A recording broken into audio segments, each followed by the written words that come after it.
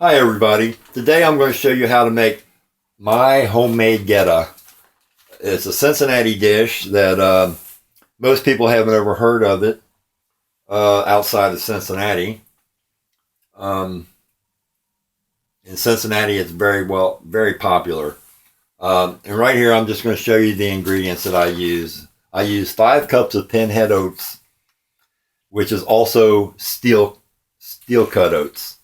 There's no difference in Pinhead oats and steel cut oats. Some people call them Pinhead oats. Some people call them steel cut oats. Well, with my recipe,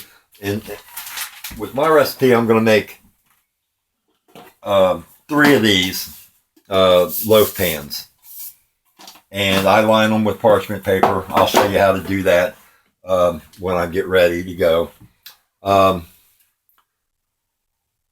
cups of steel cut oats. I use 4 teaspoons of sea salt, cayenne pepper, black pepper, garlic cloves. I use 3.5 cups of diced onions, and my recipe calls for 8 bay leaves. Sorry, 8 bay leaves. And I use 8 cups of water to make mine. The cayenne pepper, I use a teaspoon of pepper and a teaspoon of cayenne pepper, which I'm really happy about. There's optional ingredients you can put in it, but I'm not going to get into that now, like sage and thyme and allspice. Some people use those. If you want to try spicing it up with those, that's fine, but I'm just going to show you how my mother used to make it. So let me pause this now, and I'll go ahead and cut my onions and my garlic and get it all diced up and show you how we go about doing this.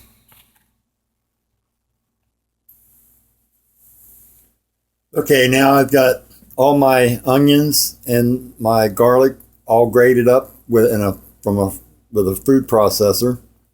It's 3.5 cups to 4 cups. You know, 3.5 to 4 cups. It's really not that important. I put all my spices in here, and here I have 4 pounds of ground pork. I do not use hamburger in my Goetta. Some people do. Some people use half ground beef and half ground pork. My mother always made it strictly with ground pork. That's the way I was raised on it. That's the way I like it. So I'm going to put all this into a big old pot. I happen to have this pot here. I'll just put it right here and show you. That's so I can make a whole lot at one time. But like I said earlier, I like to make 3 loaves at a time. So I'm going to put all this in there with 8 cups of water and get it on the stove.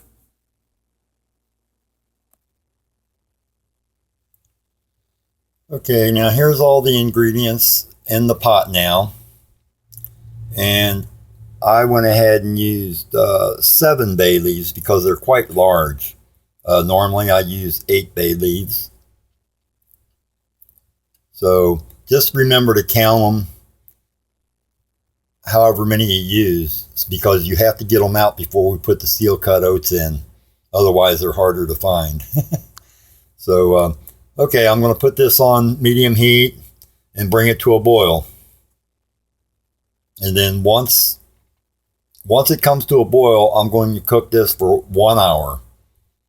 That just makes sure that all the pork gets done. Of course, I'll break it up real good. You want to break your pork up real good as it's cooking. And in the meanwhile, I will show you how I prepare my bread pans.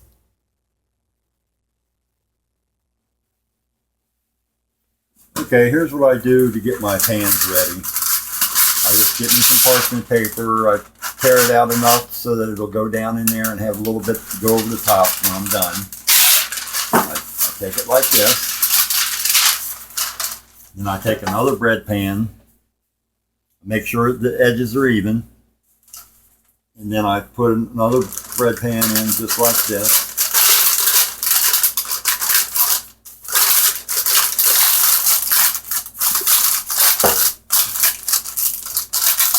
Okay, then I'll do another one.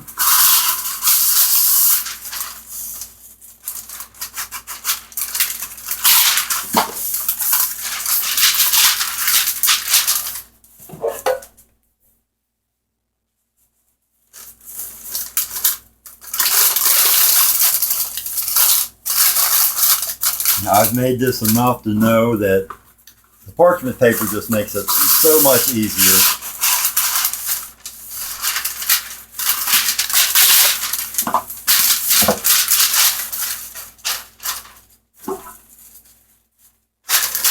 Now this top one here, this is just to push this one down.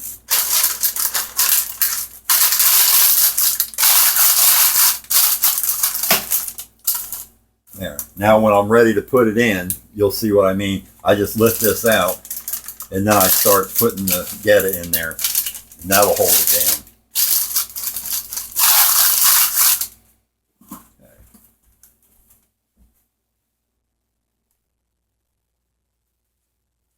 Okay, I wanted to come back to this. I've stirred it all up, broke up the pork, the ground pork real well.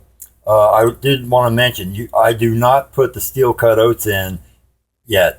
I do that after this is all boiled for at least an hour, because when I put the steel cut oats in, I only cook it for 20 minutes after I put the steel cut oats in, because that's all it takes is for steel cut oats to cook is 20 minutes and they're done.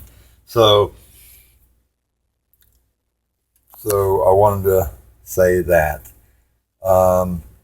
And also I put the lid on here. I'm going to put the lid on now to hold the heat in. So now it's going, and I'll be back shortly. Okay, it's been about 15 minutes. I did turn it up just a little bit so it would start to boil sooner. But anyway, it's starting to boil. And I use a wooden spoon when I stir my Goetta. I used to have a really big wooden spoon, but my dog Boo Boo got a hold of it and chewed it up. So now I use a smaller wooden spoon. But anyway, it's all there now. And I wanted to mention something. When my mother would make this, she would buy a pork shoulder with a bone in, and then she would cook that first. And then she would, after it cooled down, she would grind up her own pork. A lot of people, they prefer getting a pork with a bone in it because they say it holds it together better. Well, I'm perfectly happy with just buying ground pork. I mean, it's a lot of extra work to go through, and I haven't really noticed any difference buying a pork shoulder or using ground pork. So that's why I just use ground pork. I like to make it simple. So anyway, I'm going to turn this down now so that it just stays boiling. And I'll just stir it occasionally. And I'll set the alarm for an hour. And that way I'll be sure the pork is good and cooked. And all the flavors are all incorporated in there. So I'm going to turn this off now and set my timer.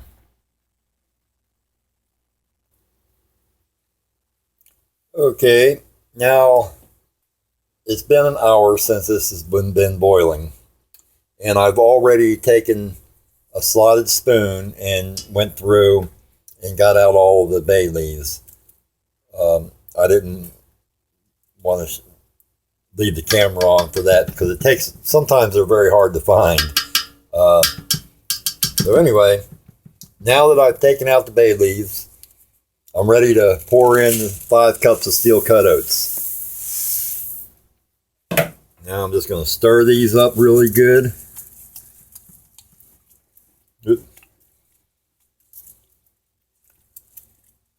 Now it's important to practically stir this continuously for 20 minutes because it's very important that you don't want to burn the steel cut oats. Okay, now I'm just gonna set my timer. 20 minutes. Okay. And now I'm just gonna stir this about every few minutes for 20 minutes. Now, I don't understand why some of these recipes that I see, folks like to cook this a long time with the steel cut oats in there, and I don't understand why, because to me it makes it too mushy. The Goetta, it makes it too mushy. I just like the steel cut oats to be done, and gives it a little bit of a tiny bit of a crunch, not much, but if you cook them too long, it's just way too mushy.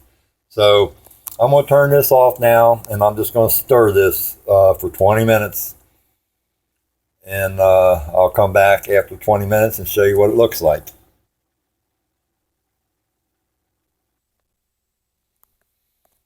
Okay, I still have about 8 minutes to go on this, but I did want to let you see how it starts thickening up and soaking up all the water. So it's really important to stir it more often. I was noticing the timer, I'm stirring, I let it sit for about maybe 20 seconds, and then I stir it, continuously stir it. And then, it's hard to keep this pot from spinning around while I'm doing this, but you want to be sure that it doesn't stick on the bottom. That's very important. But I want to let you see what it looks like after about 12, 13 minutes. See how it's starting to get thicker, but it's not thick enough to put in the pans yet for sure. So, like I said, it needs to cook at least 20 minutes with the steel cut oats in there. So we'll be back in about 7 minutes.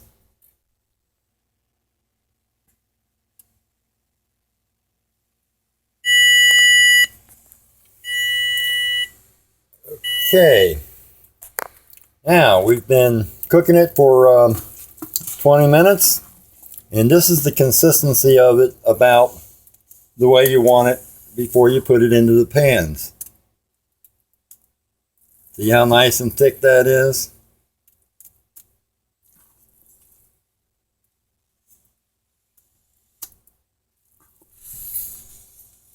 Pretty thick.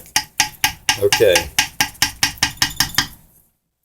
Now what I'm going to do, I have my pans set up here. I'm going to take this top one out. So I've got that one there. Now I use a big dipper, and just dip it in there like that.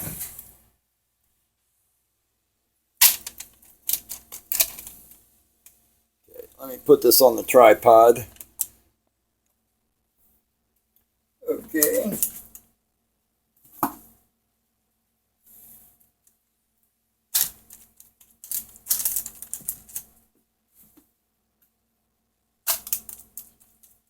We're going to fill these pans up almost practically to the top.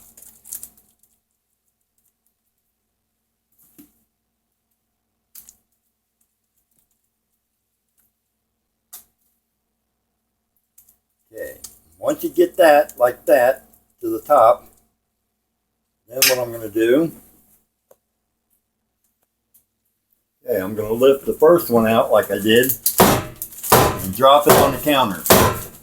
That'll get all the air out of it.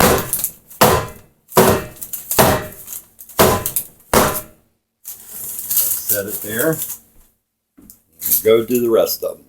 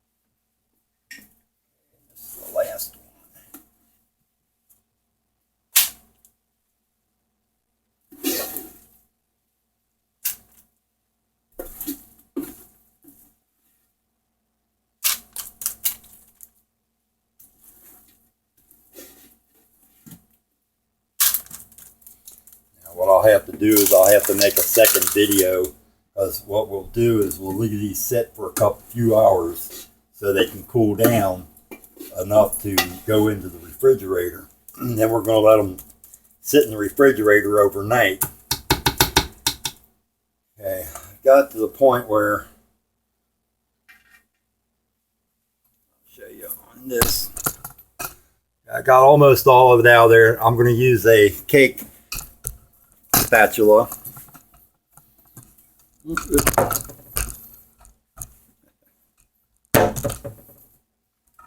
sorry about that. The camera and everything. Hopefully you'll get it back in focus. Okay, I use a cake spatula to get the remainder out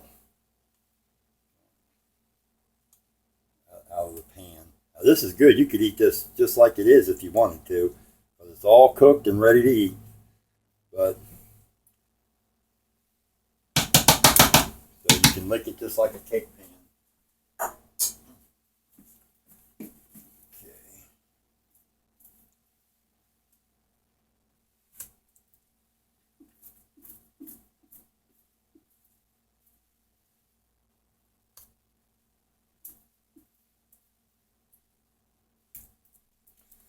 Okay, well, anyway, you get the idea. I'm going to get all of this out of this pan, this pot,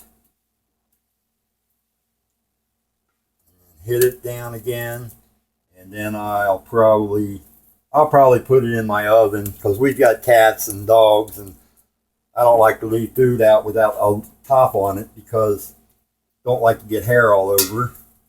So I usually just put them in my oven, my cold oven. Leave the door open a little bit. You don't want to cover these while they're cooling, because otherwise it'll sweat. Okay, that's all of it.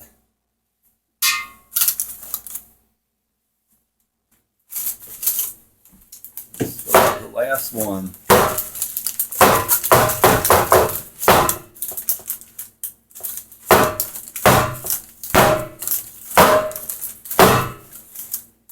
Okay, so we'll just leave them sit like that. After I put them in the oven, just let them sit for about probably two or three hours till they're cool to the touch, and then I'll just put them in the refrigerator. And that's why I leave this here, because when I put them in the refrigerator, I'll usually fold this over just to keep things, just keep anything from falling into it or whatever. And then I'll make a part 2 video and show you how I take them out, and what I actually will do after these set. I will take them out and set them on the counter, and then I'll get me some more parchment paper, and I'll get rid of this parchment paper. I'll rewrap them, and then I put them in one of these plastic containers that I bought at Kroger's, because these are the perfect size for each loaf. And that way I can put 2 loaves in the freezer, and I'll put the other loaf in the refrigerator. And then in the morning, we just slice it up and fry it. And I may show you how to do that also. But that's it for now. This is part 1. Stay tuned for part 2. Thank you.